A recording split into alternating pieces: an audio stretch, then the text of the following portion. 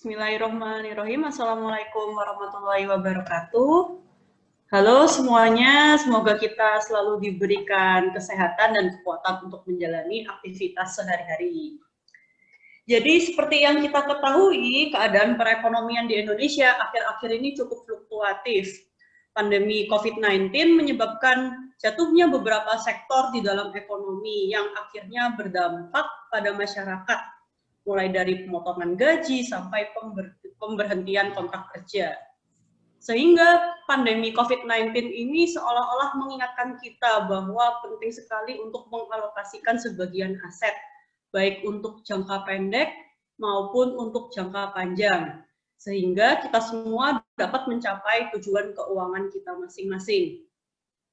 Kebanyakan dari masyarakat baru menyadari pentingnya tabungan dan investasi ketika sudah berada di tengah krisis atau baru terkena dampak dari kesulitan keuangan tersebut. Sehingga mumpung kita masih muda dan masih memiliki banyak kesempatan, ayo kita mulai belajar untuk mengalokasikan aset dengan tepat dan bijak. Sehingga di siang hari ini saya kedatangan seorang rekan saya waktu kuliah dulu di S2 UGM, Nuraini Desti Nurmasari, MSc. Halo Desti. Halo Nindi. Gimana kabarnya Desti? Alhamdulillah sehat nih. Masih karantina ya di rumah. Iya. Sekarang kesibukannya apa Desti? Sekarang masih menjadi asisten akademik di Fakultas Ekonomika dan Bisnis UGM. Kemarin sempat mengajak beberapa mata kuliah dan masih menjalankan tugas dan penugasan dari fakultas seperti itu. Oke, mantap ya. Jadi Desti ini seorang researcher dan juga pengajar ya. Ada beberapa mata kuliah juga yang diampu sama Desti di program studi manajemen Universitas Gadjah Mada. Nah, sekarang kita masuk ke topik nih, Des. Jadi menurut Desti ya, sebagai peneliti milenial ya, secara umum sebenarnya gimana sih keadaan perekonomian Indonesia di tengah pandemi COVID-19 ini? Sebelumnya kayaknya ini perlu disclaimer dulu ya. Maksudnya I'm not expert di bidang itu juga, tapi lebih kepada berbagi apa yang saya ketahui dan juga sharing ke Nindi juga, ke mahasiswa-mahasiswa yang bisa jadi saling melengkapi, ada yang lebih tahu dan bisa dikonfirmasi dan lain sebagainya. Jadi kita langsung saja mulai sesuai pertanyaan Nindi yang di awal tadi. Itu sebelumnya screen-nya udah berubah ya, Nin? Sudah. Ya. Sebenarnya kan sejak mulai munculnya COVID-19 di akhir tahun sampai sekarang, itu kan justru mengalami grafik yang tidak lekas melandai, tapi makin naik. Dan ini sangat berdampak di perekonomian suatu negara, tidak hanya Indonesia. Dan ini bisa dikatakan wajar karena banyak negara di luar sana yang declare kalau masing-masing negara mengalami resesi. Jadi masuk dari resesi itu pasti ada banyak indikator ya, ada yang melihat pertumbuhan ekonomi kuartal 1, 2, atau 3, 4 yang mengalami penurunan dan sebagainya. Tapi karena banyak indikator tersebut, saya akan mengambil beberapa hal yang bisa dijadikan sebuah indikator dari beberapa institusi seperti Bank Indonesia dan juga institusi yang lain tentang terjadinya resesi di Indonesia. Yang pertama, saya menyajikan data dari Bank Indonesia tentang Indeks Keyakinan Konsumen atau IKK. Jadi periode 2020 itu sebesar 83,4, sekitar turun dari bulan sebelumnya 86,9. Jadi kalau indikatornya masih atau indeksnya masih di bawah 100, itu menandakan indeks keyakinan konsumen ini tidak cukup baik. Kemudian dilihat lagi dari indeks ekonomi kondisi saat ini atau lebih dikenal dengan IKE. Sebenarnya IKE itu kan terdiri dari subindeks penghasilan, ketersediaan lapangan pekerjaan, pembelian barang tahan lama. Jadi 3 hal tersebut seiring terjadinya pandemi COVID mengalami penurunan, terutama di bulan September September lumayan peak ya, walaupun sekarang juga secara jumlah itu malah justru makin ke atas gitu. Jadi karena 3 hal tersebut juga di bawah 100 indeksnya. Kemudian ada indeks lain, yakni indeks ekspektasi konsumen. Kita tahu ya, penerimaan negara itu didapatkan dari mana? Dari konsumsi. Jadi ketika konsumsi saat ini jelas sangat berkurang, otomatis pemerintah menggalakkan juga penerimaan negara melalui investasi. Kalau kita tilik ke belakang, ke bulan lalu, itu kan kemudian pemerintah menerbitkan suku OR 013, kemudian SR, maaf, kemudian obligasi 018, itu juga merupakan langkah pemerintah untuk bisa mengumpulkan pendanaan melalui investasi. Nah, di sini ada tentang keyakinan konsumen. Indeksnya itu menyatakan bahwa sebenarnya 6 bulan ke depan itu konsumen masih menganggap bahwa konsumsi mereka tuh masih optimis dibandingkan bulan-bulan sebelumnya. Tapi tentu ini kemudian tidak bisa dijadikan patokan kalau misalnya ke depannya kita masih cukup kuat untuk survive seperti itu. Apalagi kalau dilihat dari PDB-nya, kalau kita jentrehkan lagi datanya, konsumsi rumah tangga itu sangat turun ya. Jadi otomatis PDB secara keseluruhan akan menciut atau mengalami penurunan. Jadi beberapa indeks yang saya sampaikan itu sebagai indikator bahwa memang kenyataannya pertumbuhan ekonomi Indonesia sedang tidak baik-baik saja. Dan ini wajar, tapi bukan lebih concern kepada kita resesi dan segala macam, tapi bagaimana kita memitigasi dari pemerintah dan bagaimana kita sendiri berperan supaya bisa survive di tengah resesi ekonomi ini. Begitu, Nin. Benar juga ya. Jadi meskipun terlihatnya mungkin tidak akan sampai resesi ya, Desti ya, tapi tetap aja kita harus tetap secure ya, harus mencari aman ya di tengah kondisi seperti ini. Nah, terus kira-kira sepengetahuan Desti nih, kira-kira ada langkah apa aja sih yang sudah dilakukan oleh pemerintah ya untuk memperbaiki atau menstabilkan keadaan perekonomian di Indonesia ini, kira-kira? Oke. Ini lagi-lagi saya mengumpulkan beberapa data ya, jadi bisa dikonfirmasi juga tingkat kebenarannya gitu. Nah, ini yang saya tahu sejauh ini dari mulai COVID merebak, dari mulai kasus pertama di Jakarta hingga saat ini sampai di seluruh pulau Indonesia, mostly, itu pemerintah sudah melakukan beberapa langkah.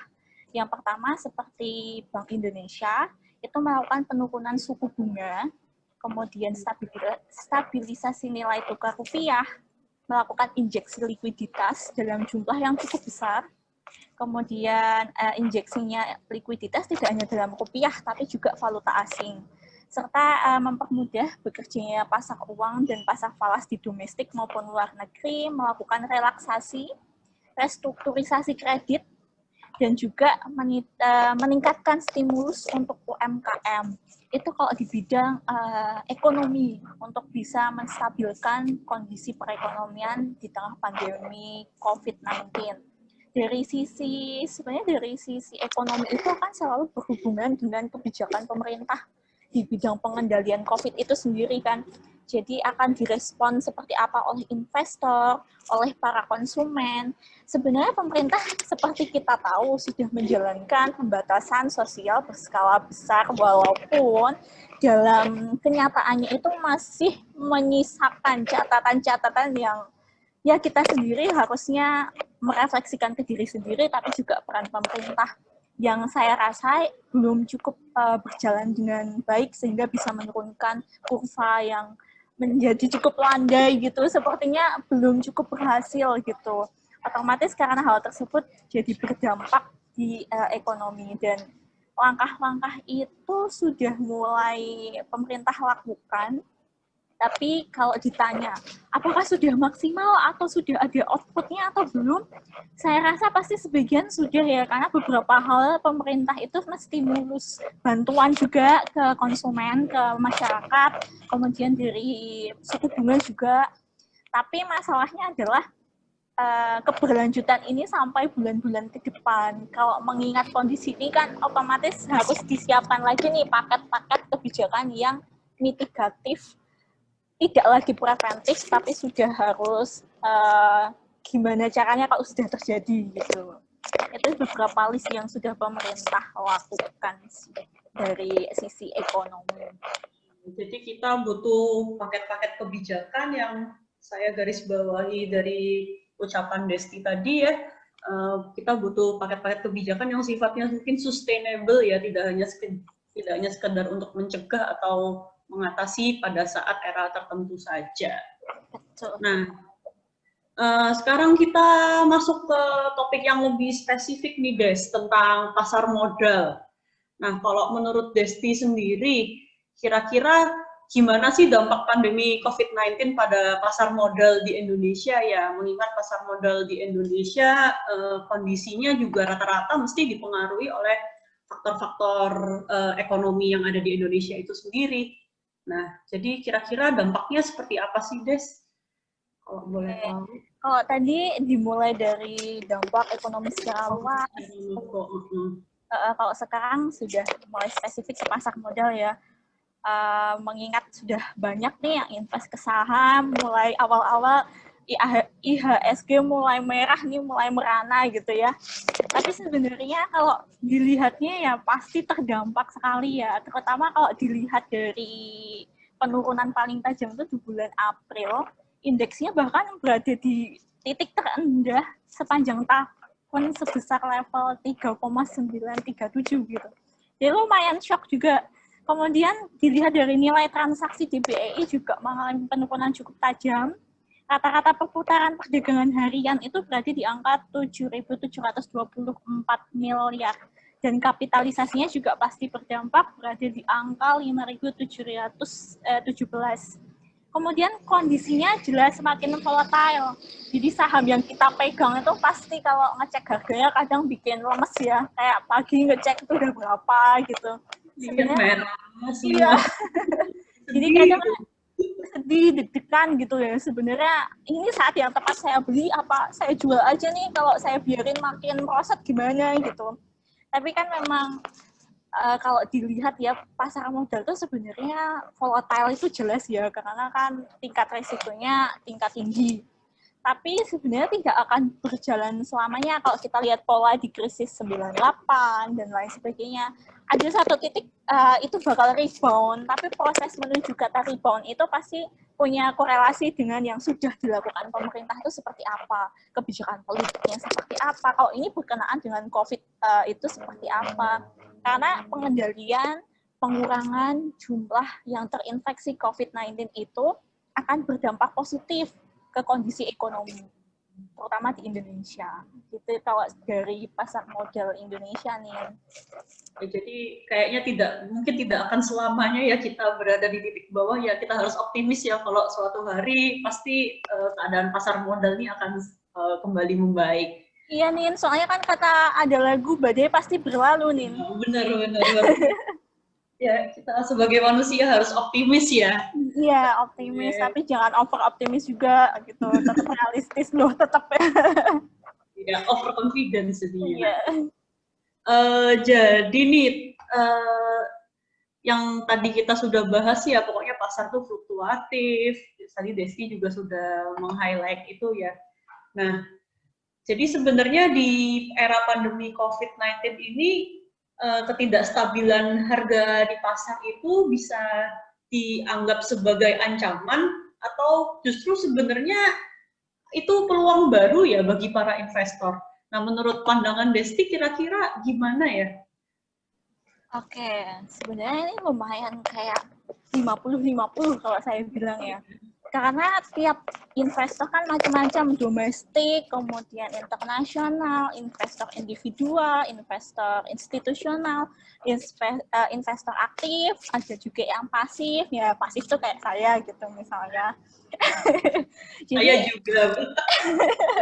Jadi sebenarnya apakah disebut sebagai ancaman atau peluang? Saya jawab awalnya ancaman. Kenapa? Karena otomatis waktu terjadi COVID langsung ngefek ke beberapa sektor. Ada yang terutama untuk 3 kuadran risiko, jadi ada yang langsung berdampak di nilai tukar rupiahnya, kemudian dampak langsungnya ke harga, kemudian ada tingkat interest coverage atau beban keuangan yang langsung berdampak. Jadi misalnya emiten atau perusahaan lain memiliki hutang, otomatis juga lumayan ketar-ketir juga. Nah, kemudian resiko ini dirasakan awalnya oleh hampir semua sektor, kecuali kayaknya ini ya, rokok, media, dan telekomunikasi. Kalau telekomunikasi otomatis langsung naik ya. Iya, soalnya Malah naik ya. iya, jadi sangat naik kalau kita lihat karena memang penggunaannya makin banyak dan makin dijadikan sebuah kebutuhan primer. Kemudian juga kalau di sektor lain itu lebih terkena dampaknya. Kemudian kalau dilihat dari nilai tukar cukup tidak stabil ya. Kemudian ada kecenderungan kalau misalnya kondisi yang semakin tidak pasti, ada sentimen investor untuk melakukan pergerakan harga, terus kita ikut-ikutan, ada sentimen seperti itu. Misalnya jual, kita ikut-ikutan jual serentak, atau beli-beli, kayak gitu. Jadi ada kecenderungan untuk terbentuk perilaku-perilaku tertentu. Kemudian juga setelah terjadinya beberapa bulan COVID itu, pemerintah kan tidak hanya diam saja, pasti juga ikhtiar. Nah, dari ikhtiar itu ada kebijakan yang jadi angin segar. Katanya sih relaksasi nih. Jadi karena awal bulan-bulan yang sebelum Oktober ini itu ada kebijakan yang kayak tadi, misalnya restrukturisasi kredit, kemudian penurunan suku bunga, dan lain-lain. Kemudian mulai naik lagi sedikit-sedikit, IHSG nggak merah terus-terusan gitu. Ada kalanya kan kemarin sempat nggak merah juga.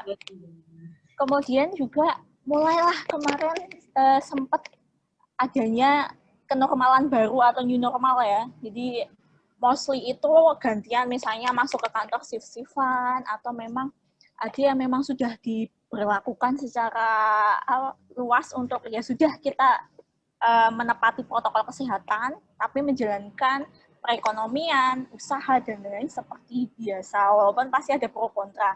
Tapi dengan diberlakukannya ini, mulai menumbuhkan beberapa pertumbuhan ekonomi, dan sektor lain mulai naik. Konsumsi juga sedikit demi sedikit mulai naik, seperti sektor retail.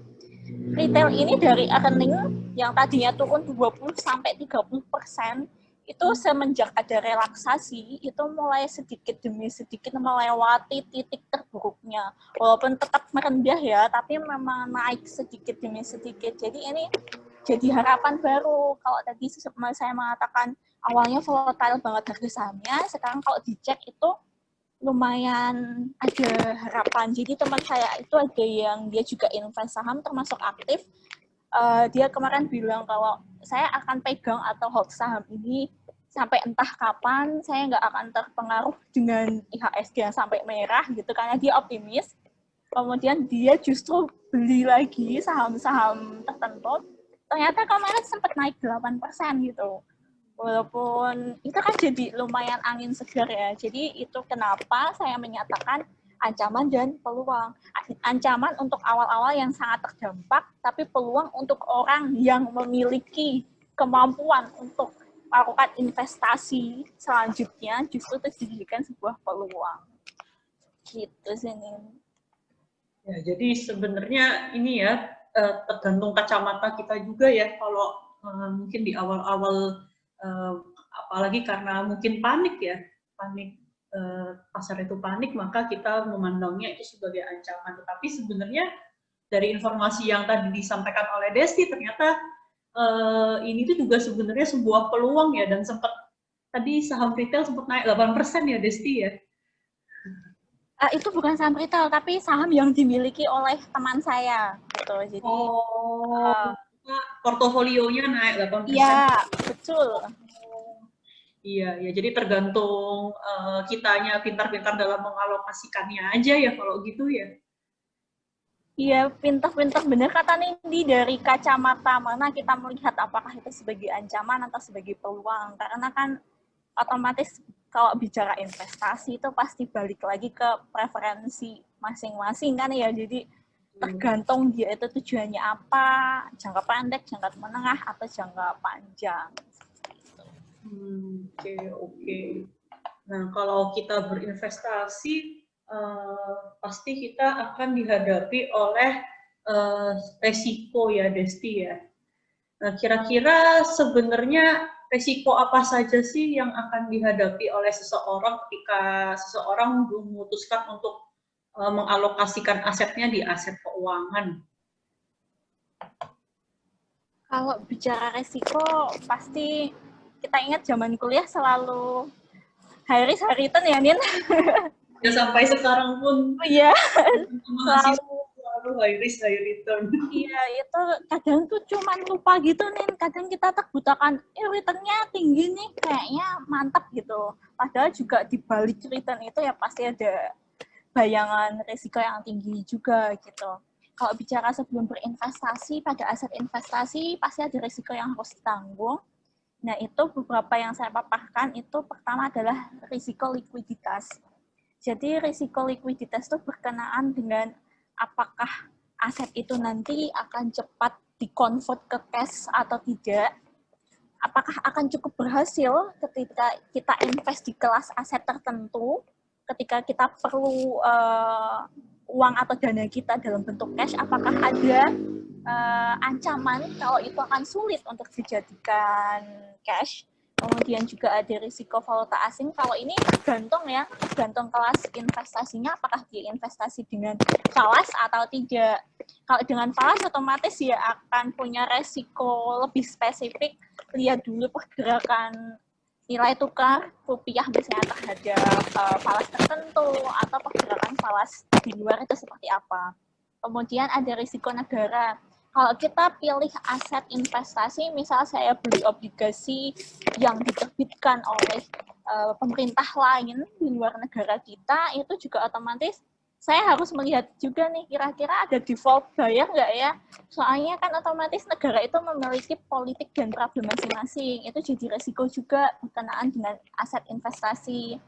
Kalau semakin chaos suatu negara, pasti juga akan berdampak di resiko pemenuhan return aset kalian. Misalnya katakanlah di obligasi, itu kan otomatis yang obligasi pemerintah spesifik, itu kan otomatis juga berkenaan dengan resiko negara itu. Kemudian ada resiko pasar. Jadi melihat pergerakan pasar juga menjadi resiko. Kalau saham tadi, misalnya IHSG-nya merah, kemudian nilai saham, harga sahamnya mengalami kemerosotan, itu juga salah satu risiko. Kalau merosot terus sampai batas waktu yang lumayan lama, otomatis kan kita should I sell it or not gitu. Rasanya kalau saya biarin nanti makin nelang satu saham gitu.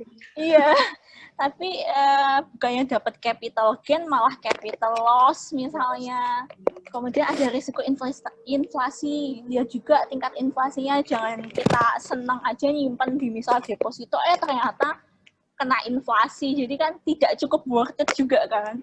Kemudian ada risiko reinvestasi. Misal kita beli saham sebuah perusahaan, kemudian kita dapat dividen atau dapat kupon dari obligasi, kita reinvest lagi ke perusahaan itu. Lihat dulu apakah perusahaan itu cukup capable untuk bisa menjalankan proyeknya, proyek, melakukan ekspansi, dan lain-lain. Nah, itu kumpulan risiko-risiko secara umum sebelum kita berinvestasi investasi keuangan. Oke, terus misalnya dari sisi investornya, kira-kira cara memitigasi risiko-risiko tersebut gimana ya, Desti ya? Sebenarnya bicara ke langkah mitigatif adalah pasti melakukan identifikasi dulu nih. Jadi identifikasi lebih ke internal dulu, kira-kira saya itu punya budget berapa nih? Jangan kita paksakan invest, tapi kebutuhan untuk sehari-hari jadi terbengkalai. Itu kenapa kita harus spare beberapa cash, entah itu untuk bertahan beberapa bulan. Karena itu otomatis kalau kita pegang cash lebih liquid. Jadi disebut sebagai uang dingin. Uang dingin yang kita investasikan adalah memang uang yang ditujukan untuk investasi setelah dana talangan terpenuhi.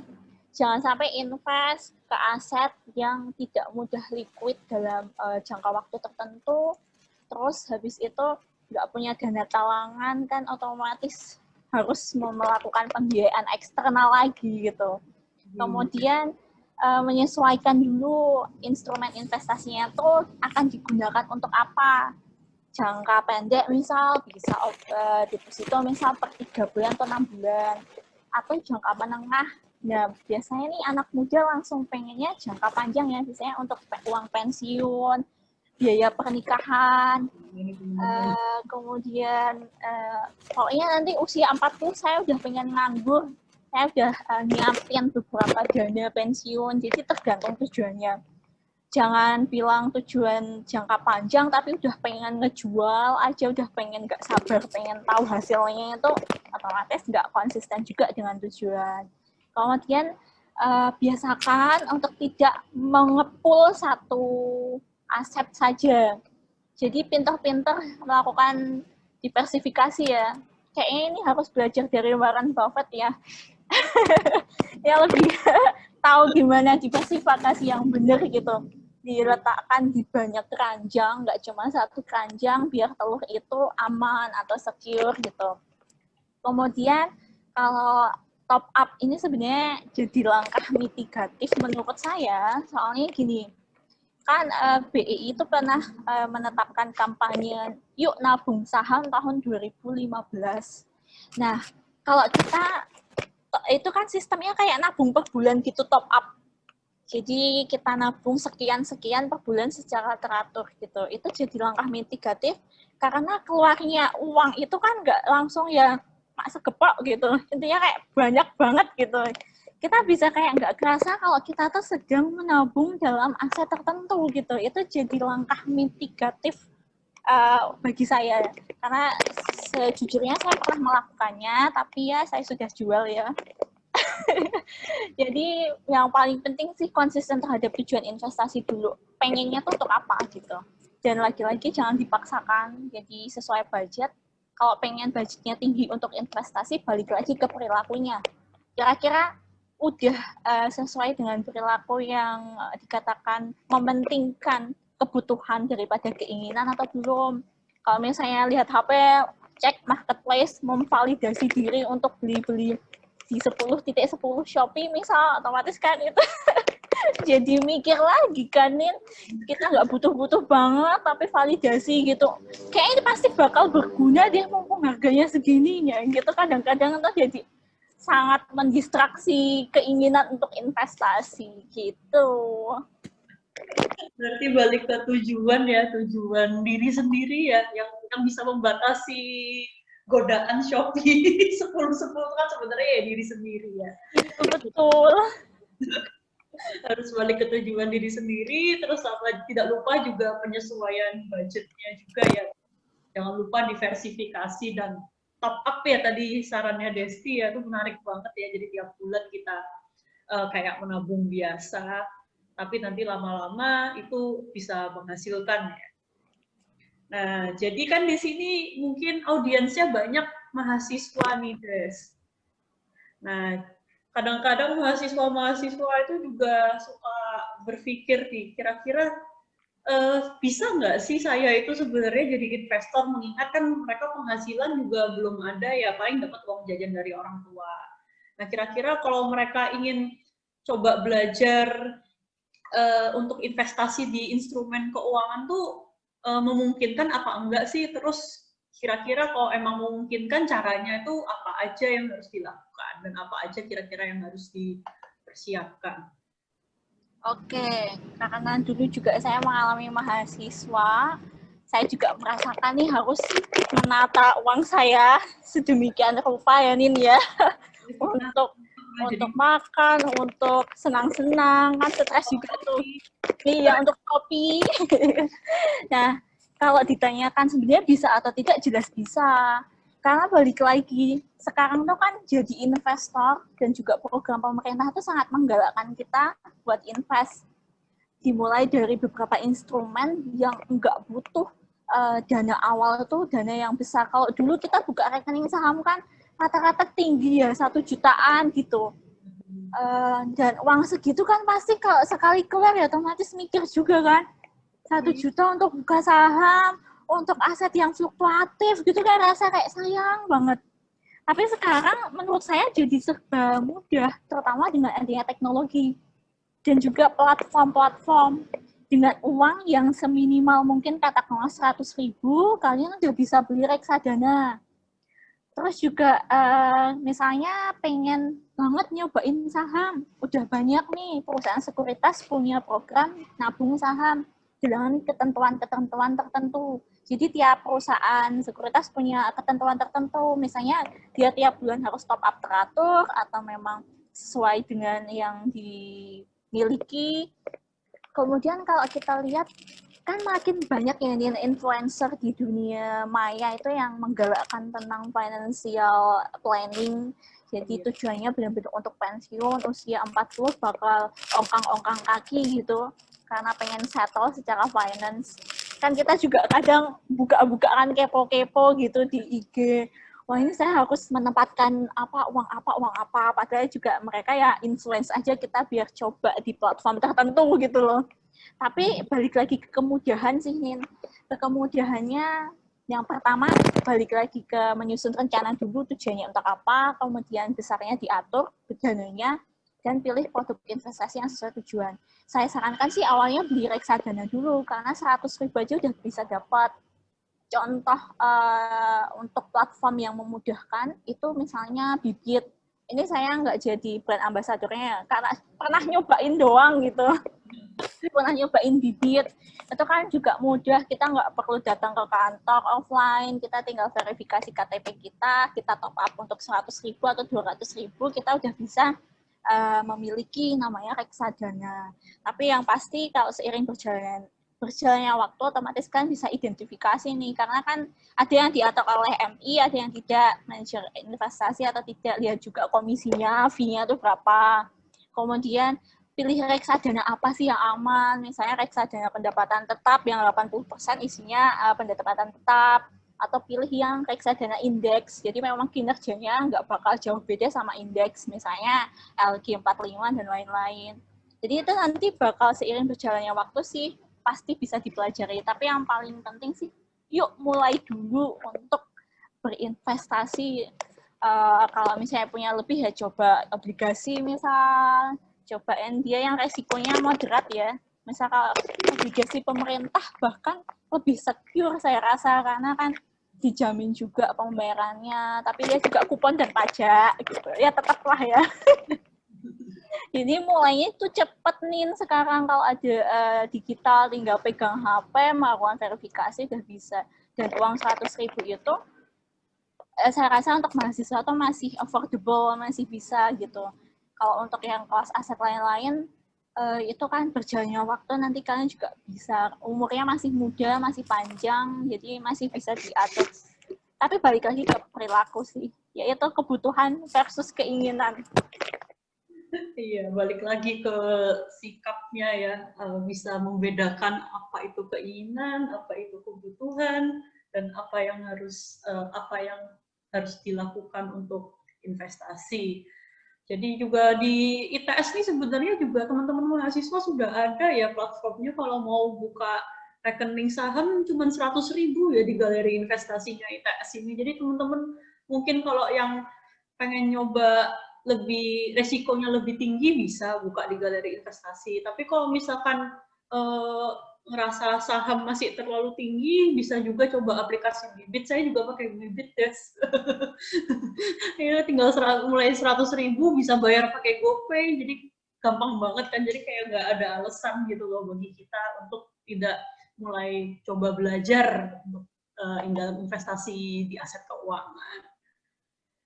Nah, tapi ini kemarin ya, Des, mungkin sempat dengar juga ya salah satu kasus salah satu startup inisial J. Ya, dia perencanaan keuangan yang besar di Instagram itu kan juga banyak postingannya ya. Tiba-tiba harus stop beroperasi karena dianggap ada fraud ya di sana. Kira-kira nih pelajaran apa yang bisa kita ambil ya sebagai para calon investor milenial ya, dari kejadian tersebut? Oke, kita pakai inisial J ya, belakangnya A ya, Nin? Iya, iya. Jangan sebut merek. Oke, itu kan lumayan booming banget ya. Awalnya itu karena dia itu melakukan pemostingan untuk beberapa financial planning yang isinya itu sebagian besar atau mostly itu relate sama yang dialami beberapa orang. Terus akhirnya membuka atau meningkatkan kesadaran kita supaya kita bisa invest, bisa menghargai uang, kemudian bisa mempergunakan secara bijak. Jujur saya merasa terpengaruh di mana saya mulai sadar untuk tidak mendewakan uang tapi memperlakukan secara wise sesuai dengan porsi dan kegunaannya. Jadinya karena hal-hal yang diposting itu lumayan relate, akhirnya dapat engagement, dapat involvement, lama-lama followernya naik, mulai diacu sebagai acuan yang dianggap benar gitu. Tapi kalau terakhir itu kalau nggak salah itu dia ngepost tentang biaya melahirkan ya. Oh iya, iya. Iya itu tinggi banget itu melahirkan. Tinggi banget itu. Agak over sih. Itu melahirkan ala sultan kayaknya ya, mahal banget gitu. Tapi balik lagi emang ada gitu yang milih buat melahirkan dengan dana sepersekian dan sah-sah saja selagi punya gitu. Tapi kan memang nggak bisa diketok palu bahwa semua pembiayaan untuk biaya persalinan tuh sekian gitu. Nah itu mulailah beberapa hal mulai dianggap kurang relate untuk beberapa orang. Kemudian ternyata di balik itu dia juga melakukan pengepulان uang. Jadi dengan deskripsi dia itu mengolahkan atau mengelolakan uang dari nasabahnya. Jadi orang-orang tuh pada nyitoh ke J itu kemudian pada diinvestasikan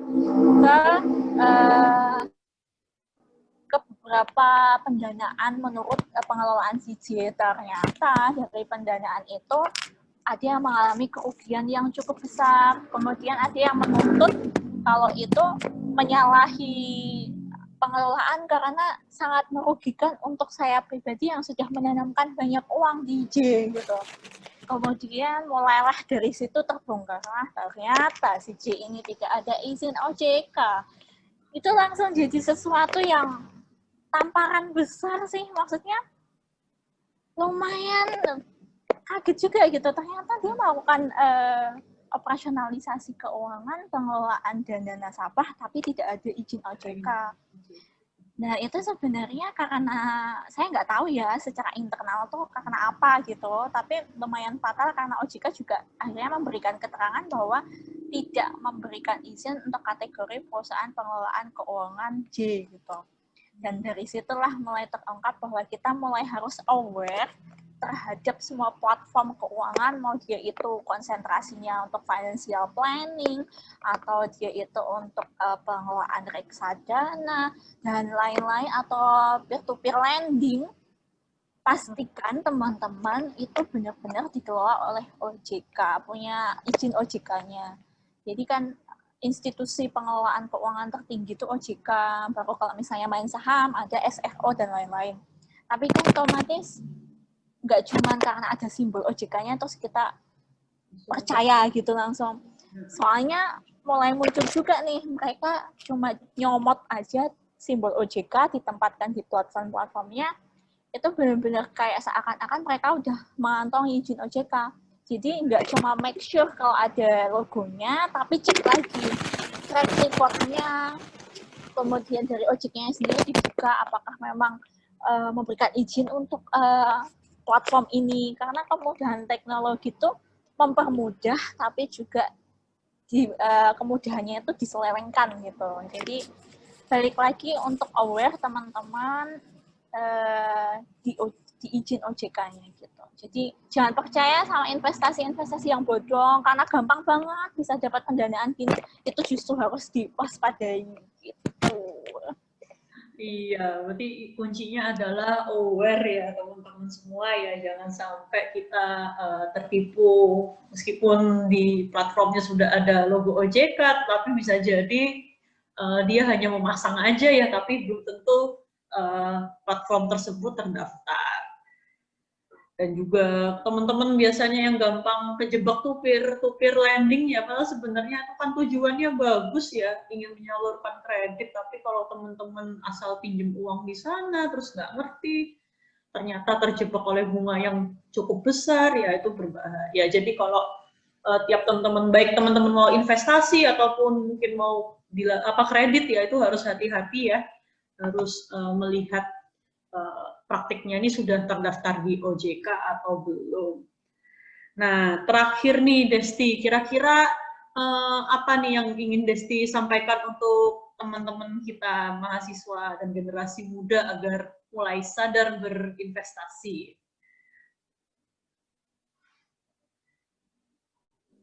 Oke, kalau pesan-pesan ini kayaknya tidak hanya untuk mahasiswa, tapi saya sendiri juga gitu. Saya juga muda. Iya, masih lah ya, selisihnya nggak banyak. Kayaknya tuh pasti, ayo mulai kita berinvestasi, mulai mempergunakan uang kita itu secara lebih wise. Artinya kita tuh nggak bakal tahu manfaat uang tuh kalau sampai uang itu udah nggak ada. Ya semua hal sih ya, maksudnya lebih kerasa kalau itu tuh kalau benar-benar kita tuh parah banget mengelolanya. Jadi berapapun yang didapat kalau dipergunakan secara wise itu pasti insya Allah cukup-cukup aja gitu. Istilahnya yang balik lagi ke mempentingkan cash itu penting. Kalau investasi balik lagi ke diri sendiri, udah ada dana talangan atau belum. Kalau dia untuk kelas aset investasi yang gede, kalau 100.000 insya Allah kan masih bisalah teratur gitu. Tapi kalau misalnya dipaksakan untuk saham, nah itu pastikan punya dana talangan dulu, misalnya untuk 3 bulan atau 4 bulan, dan lain-lain yang liquid, punya dana darurat juga, misalnya untuk sakit dan lain-lain. Kemudian belajar juga dan terbuka lagi di banyak aset investasi, terutama berkenaan dengan teknologi, karena menurut saya tuh bakalan berlanjut sampai era-era selanjutnya. Jadi bakalan banyak fintech, bakalan banyak transaksi keuangan yang dilakukan secara basis teknologi, mulai membuka diri untuk melek akan hal itu. Kemudian lebih ke gaya hidup kali ya. Gaya hidup juga lebih tidak selalu memvalidasi bahwa semua keinginan itu akan menjadi kebutuhan. Kemudian yang pasti semuanya itu harus dimulai. Kalau nggak dimulai, mau kapan lagi? Dimulai dari sekarang, mulai bergerak, mulai cari tahu. Kalau misalnya, kan sumber sekarang sangat banyak ya, tinggal kita mau belajar apa aja itu sumbernya sangat banyak. Mau belajar saham, banyak sekali platform. Bahkan kalau misalnya mau belajar trading, yang nggak pakai beneran uang, itu ada Stockbit. Teman-teman bisa cek juga. Kemudian, karena produk investasi itu banyak, nggak cuma saham doang yang digalak-galakkan, ada obligasi, ada suku, ada reksadana jenisnya banyak, ada ETF, kemudian ada banyak hal yang bisa dipelajari. Jadi pesannya sih pasti kita mulai wise untuk mempergunakan uang kita, mulai menghargai uang kita, mulai berlaku secukupnya, tidak balik lagi nggak memvalidasi keinginan selalu jadi kebutuhan yang harus diupayakan. Mungkin kayak piramid kebutuhannya Maslow nih, Nin. Primer dulu. Iya sih, itu sih kurang lebih, Nin. Kalau belajar kan platformnya juga gampang sekarang, nggak kayak zaman saya dulu. Mau buka rekening obligasi, saham, itu juga rasanya zaman sekarang lebih gampang ya Desti ya. Iya, jadi terutama apalagi ditambah dengan kondisi pandemi COVID. Ini tuh kondisi yang uncertainty-nya tuh tinggi sekali. Jadi itu kenapa yang paling penting sih bertahan sih untuk semuanya ya, semua lini lapisan. Yang paling penting sih kita survive dulu.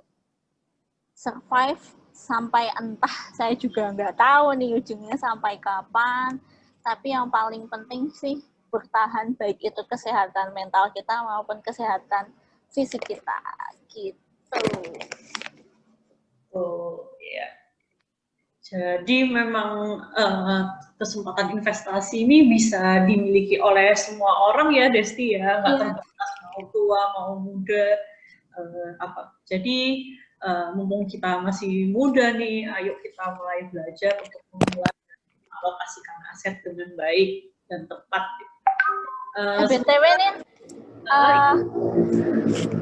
nambahin satu lagi, kalau misalnya emang belum berani untuk aset-aset tertentu, mulai aja nabung dulu, ada tabungan berjangka. Ya kan bunganya kompon kan, jadi memang bergulung majemuk. Kalau kita reguler nabung sebulan sekali, nanti pasti nggak kerasa kalau udah bergulung uang kita. Misalnya kita menetapkan di usia sekarang, kita bisa hitung sendiri dengan tingkat bunga yang sudah ditentukan oleh bank. Kita usia berapa sih dapat berpuluh-puluh juta gitu. Jadi yang pasti sih perencanaan keuangan dimulai dari diri sendiri sesuai dengan tujuan dan budget. Betul ya Des ya. Iya, jadi tidak perlu kalau memang masih takut sama risiko, boleh mencoba untuk menabung secara reguler ya. Intinya paling enggak kita semua harus sudah memiliki perencanaan keuangan, apalagi di tengah pandemi COVID yang tingkat ketidakpastiannya itu sangat tinggi. Nah, jadi kita harus mulai belajar untuk memilah aset dan mengalokasikannya dengan tepat, dan semoga keadaan perekonomian kita juga semakin membaik dan pandemi COVID-19 ini segera berakhir ya. Oke, terima kasih Desti atas diskusi kita kali ini. Kapan-kapan bisa sharing yang lain lagi ya, mungkin tentang riset-riset di manajemen keuangan ya. Kebetulan teman-teman di manajemen bisnis ini juga ada konsentrasi manajemen keuangannya, cuman mungkin masih terbatas ya topik-topik skripsi kita di sini. Jadi mungkin kapan-kapan Desti bisa ya sharing-sharing lagi ya. Siap nih. Terima kasih juga udah dikasih kesempatan buat sharing-sharing. Siapa tahu nanti kita setelah pandemi bisa ketemu langsung nih sama teman-teman semua gitu. Jadi stay safe, stay healthy everyone. Amin. Ya, terima kasih lagi sekali lagi buat Desti. Semoga sehat terus ya Desti ya. Amin, Indi juga. Balik ke Jogja ya, Nin. Amin. Oke, terima kasih juga buat teman-teman yang sudah menonton. Semoga pemaparan dan diskusi kita kali ini bermanfaat. Wassalamualaikum warahmatullahi wabarakatuh. Waalaikumsalam warahmatullahi wabarakatuh.